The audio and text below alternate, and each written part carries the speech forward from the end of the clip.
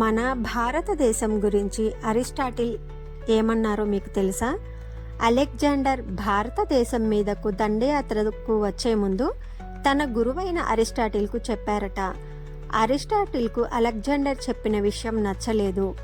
తన శిష్యుడైన అలెగ్జాండర్తో భారతదేశం జోలికి వెళ్ళవద్దని చెప్పాడు. అలెగ్జాండర్ అతి కష్టం మీద తన గురువును ఒప్పించారు. భారతదేశం నుండి తిరిగి వచ్చేటప్పుడు మీకు ఏం తెమ్మంటారని అడిగారు. భారతదేశం నుండి నాకు కావలసినవి, నేను కోరుకున్నవి 5 ఉన్నాయి అని అలెగ్జాండర్కు అరిస్టాటిల్ సమాధానం చెప్పారు. భారతదేశం నుండి వచ్చేటప్పుడు భారతదేశపు గుప్పెడు మట్టి, గంగా నదిలోని గుప్పెడు నీళ్లు, రామాయణ గ్రంథం, మహాభారత గ్రంథం, చివరిగా ఒక గురువును తీసుకురమ్మని ఈ 5 అడిగారట.